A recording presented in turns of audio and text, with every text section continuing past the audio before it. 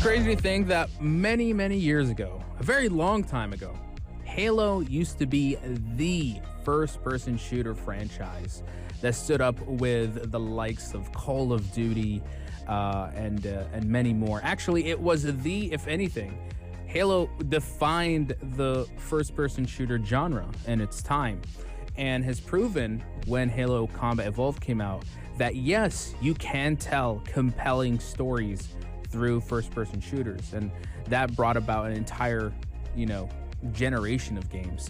But the current state of Halo is definitely one that doesn't hold as much relevancy in both the gaming industry or even in the gaming culture. And I think it's because of just a lot of gradual, questionable choices from the developer 343 Industries. Now, I know they had a lot of pressure when they took on the helm of developing Halo games after Bungie left that franchise and concluded it with Halo Reach. And you have to imagine the fan base being so critical and so I would say demanding in terms of what they want from a Halo experience, that every time, since Halo 4 till now Halo Infinite, every single game, they kept reiterating on it, reinventing it, changing it, changing its identity to the point that, in a sense, Halo kind of lost its identity throughout the years. But I will say that I am a huge advocate of Halo 5. That game was amazing for me. I'm a Halo 5 stan. I'll say that much.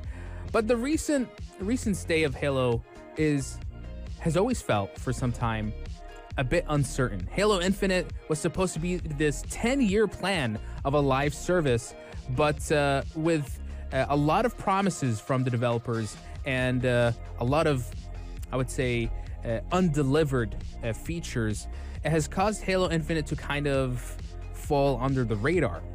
But it still holds strong, and the studio itself has actually just made a big announcement.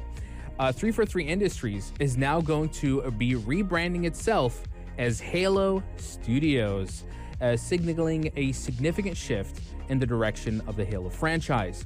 During the Halo World Championships, the studio unveiled a few of their plans for what they're going to be doing. Apparently, they have plans for multiple new games, and confirmed that all future projects will be developed on the Unreal Engine 5, moving away from the troubled slipspace engine used in Halo Infinite.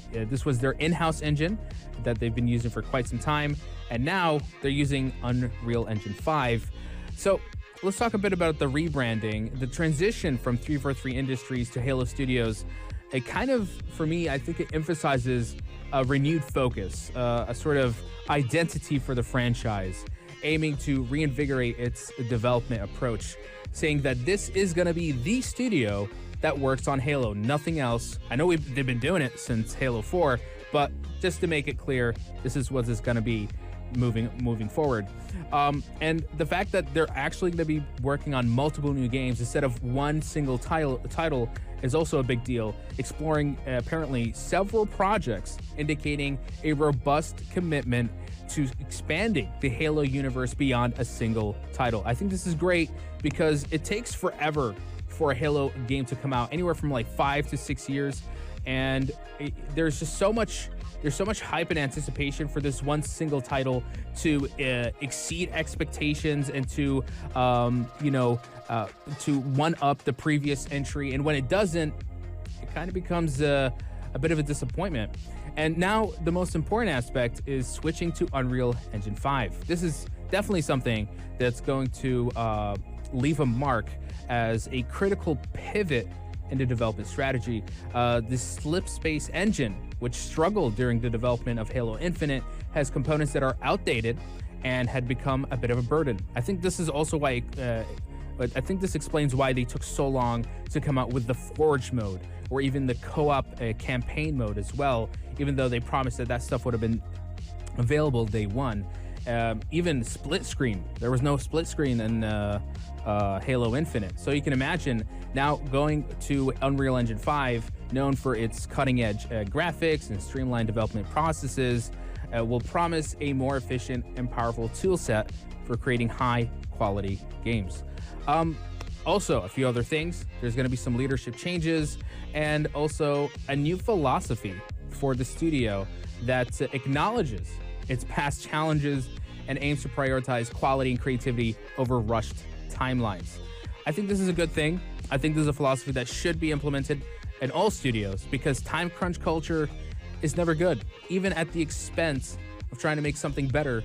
I think it's best to have a game come out when it's ready instead of one that is rushed. We've seen multiple times of this happening. There's so many case studies of this. But honestly, if they are going to be switching to Unreal Engine 5, I think there's a few more implications, and the fact that perhaps, just besides the fact that it's going to be a much more improved tool set for developing games, there could be the ability for the game to finally have access to a larger community, as well as cross-platform potential. I think this would be finally the time that Halo could possibly find its way besides Xbox and PC, but also PlayStation. Who knows? I'd like to hope that the state of Halo, the future of Halo, will show a lot of promise. Despite the bumpy road that was Halo Infinite, the fact that the studio is still adamant to prove themselves and try to undo the wrongs of the past is always for me a very optimistic train of thought, and it gives me hope that the future of Halo is still here. Even though it's not as relevant as it used to be, it still holds some relevancy in the gaming industry, in the gaming world as a whole. But what do you guys think? Do you think that switching to a new engine is going to be the big game changer for this franchise, or perhaps it's just not enough? I know a lot of fans out there have been demanding Microsoft to bring in another team or bring in another studio to develop Halo, but they're here to stay for quite some time, and hopefully the decisions they make could help future-proof the franchise. Hopefully. Well, only time will tell. We're going to take a short break, and we're going to come back with more news from the world of entertainment, so stay locked and stay tuned only here to the Evening Buzz.